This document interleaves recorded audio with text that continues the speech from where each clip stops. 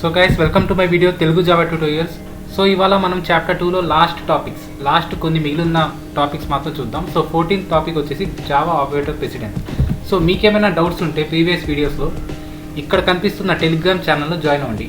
Link కింద కామెంట్లో pin చేశాను. మీకేమైనా డౌట్స్ ఉంటే గ్రూప్లో జాయిన్ అయ్యి అడగచ్చు. సో మనం Java operator precedence 14th topic వచ్చేసి ఇందులో మనం ఏమేమి ఆపరేటర్స్ వాడతాం లిస్ట్ ఒకటి ఉంది. సో ఈ లిస్ట్ మొత్తం నేను ఆల్రెడీ ప్రీవియస్ వీడియోస్లో ఎక్స్ప్లెయిన్ చేశాను, లాస్ట్ 3-4 వీడియోస్లో. సో చాప్టర్ 2లో ఈ ఆపరేటర్స్ అన్నీ మనకు కవర్ అయితే అయ్యాయి. Unary operator, arithmetic operator, shift, comparison, equality, ఇవన్నీ. సో ఇవన్నీ మీరు లిస్ట్ అనేది ఒకసారి గుర్తుంచుకోండి. జస్ట్ చూడండి, బై హార్ట్ మాత్రం చేయమాకండి. జస్ట్ చూసి స్క్రీన్ షాట్ అయితే తీసుకోండి. నెక్స్ట్ వచ్చేసి evaluation order of Java operators. So there is no precedence for operands before applying any operator. All operands will be evaluated from left to right. ఏంటంటే ఆపరేండ్స్ అంటే ఈ values, operators అంటే plus, star అంటే multiplication, division, ఇవన్నీ.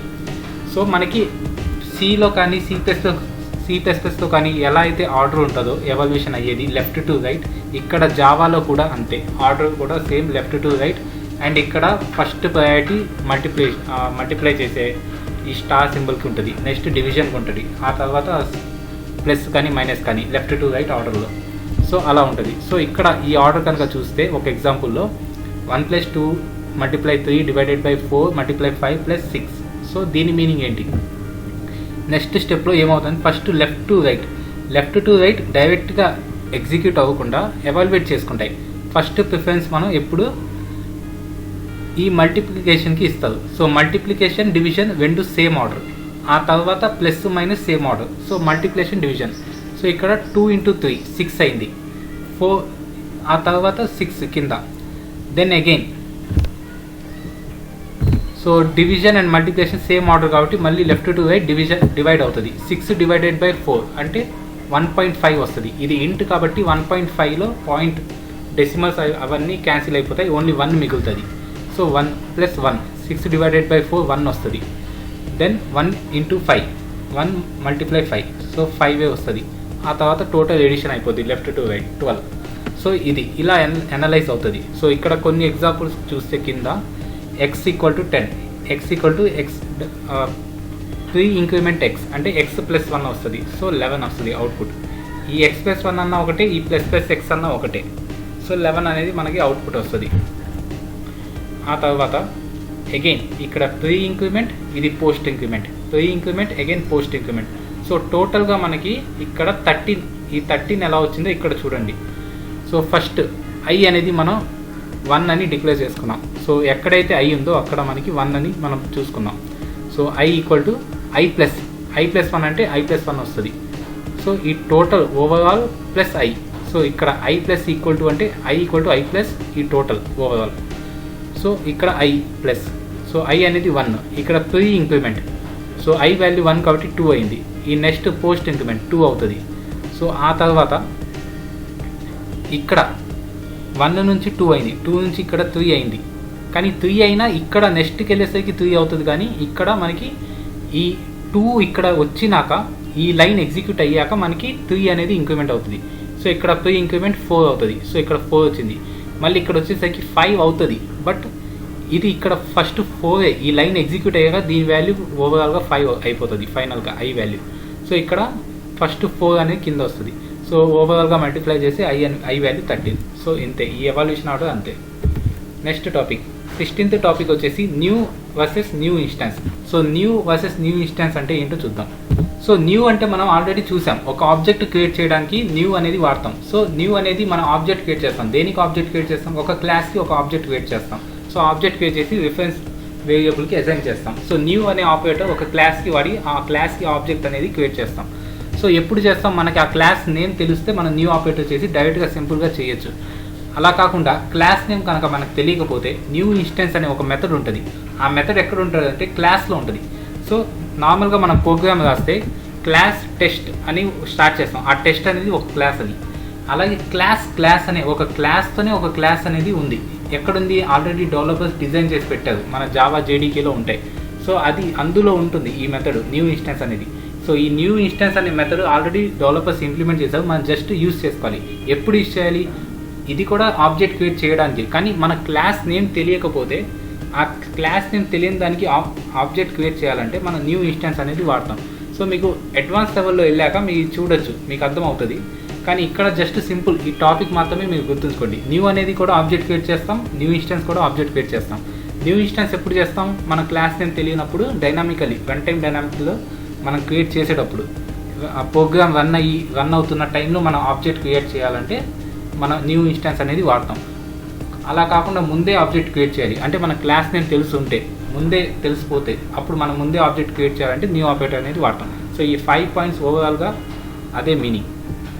So ఇక్కడ new ఇన్స్టెన్స్లో ఒక rule ఏంటంటే ఆ క్లాస్ ఏదైతే ఉంటుందో, మనం ఏ క్లాస్కి అయితే న్యూ ఇన్స్టెన్స్ ఆబ్జెక్ట్ క్రియేట్ చేయబోతామో ఫ్యూచర్లో, సో దానికి నో ఆర్గ్యుమెంట్ కన్స్ట్రక్టర్. ఆ కన్స్ట్రక్టర్లో ఆర్గ్యుమెంట్ అనేది ఏమీ ఉండకూడదు.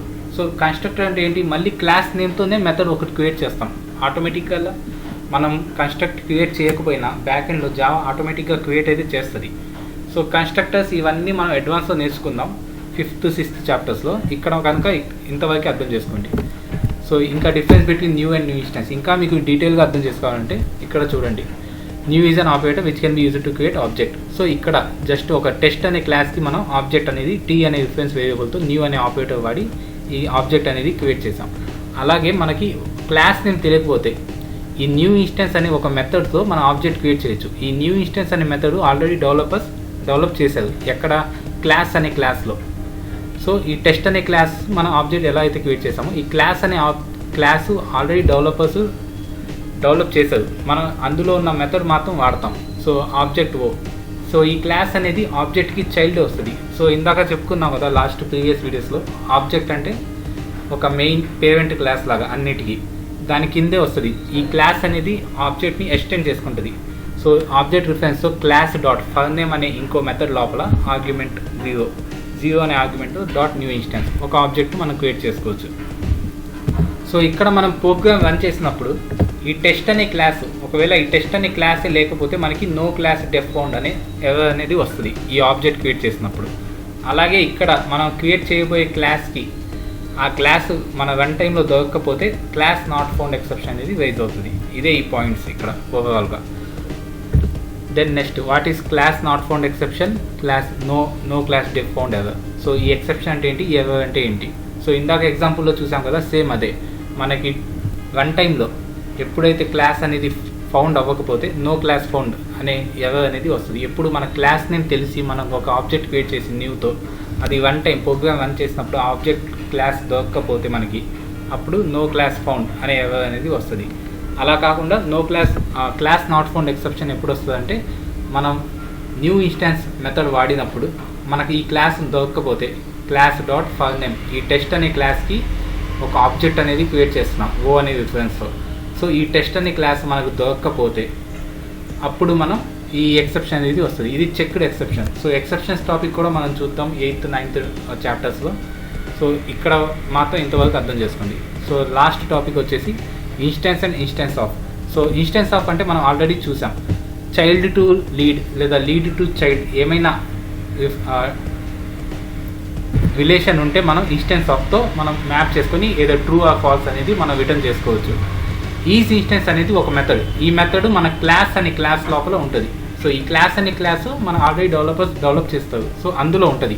సో ఈజ్ ఇన్స్టెన్స్ కూడా అంతే, child to parent, parent to child ఏమైనా రిలేషన్ ఉందా అని చెక్ చేస్తుంది. సో చెక్ చేసి ఓవరాల్గా ట్రూ ఆర్ ఫాల్స్ అనేది మనకు రిటర్న్ చేస్తుంది. సో ఇక్కడ ఒక ప్రోగ్రామ్ ఎగ్జాంపుల్ చూసుకుంటే system.out.println టీ అనేది ఒక ఆబ్జెక్ట్ క్రియేట్ చేసాం టెస్ట్, ఈ టెస్ట్ క్లాస్కి. సో ఇక్కడ మనం class dot for name argument 0 is instance of.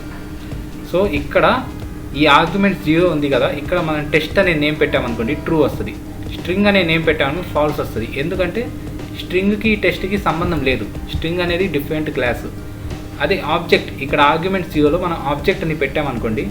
So ఈ ఆబ్జెక్ట్ అనేది ఒక క్లాసే, పేరెంట్ క్లాస్, అన్ని క్లాసెస్కి హెడ్ పేరెంట్ క్లాస్. సో ఆటోమేటిక్గా ఇండైరెక్ట్గా టెస్ట్ అనేది ఆబ్జెక్ట్కి చైల్డే అవుతుంది మనం డిఫైన్ చేయకపోయినా. ఇది జావా రూల్ అనమాట, ప్రతి క్లాసు ఆబ్జెక్ట్కి చైల్డే అవుతుంది. సో ఆటోమేటిక్గా చైల్డ్ టు పేరెంట్ రిలేషన్ ఉంది కాబట్టి ఇక్కడ మీకు ట్రూ అనేది వచ్చింది. సో ఇదే ఓవరాల్ మీనింగ్. ఇక్కడ మీకు క్లాస్ నేమ్ తెలిస్తే డైరెక్ట్గా ఇన్స్టెన్స్ ఆఫ్ అని ఆబ్జెక్ట్ రిఫరెన్స్తో మనం వెరిఫై చేసుకున్నాం క్లాస్ని. ఇక్కడ క్లాస్ నేమ్ తెలియకపోతే ఫ్యూచర్లో తర్వాత తెలుస్తుంది అంటే మీకు వన్ టైంలో కంపైలర్లో మీరు ఆ క్లాస్ నేమ్ ఎంటర్ చేసి మీరు చెక్ చేసుకోవచ్చు. సో అంతే దీని మీనింగ్. సో ఓవరాల్గా అంతే గైస్, చాప్టర్ 2 అయితే కంప్లీట్ అయిపోయింది. నెక్స్ట్ వీడియోస్లో మనం చాప్టర్ 3లో అయితే వెళ్తాం. సో మీకేమైనా డౌట్స్ ఉంటే ఇక్కడ కనిపిస్తున్న తెలుగు జావా ట్యూటోరియల్స్ టెలిగ్రామ్ ఛానల్లో జాయిన్ అవ్వండి. లింక్ కింద కామెంట్లో పిన్ చేశాను. మీకు ఏమైనా డౌట్స్ ఉంటే క్లారిఫై చేసుకోండి. సో ఈ వీడియోకి అంతే గైస్, బై బై.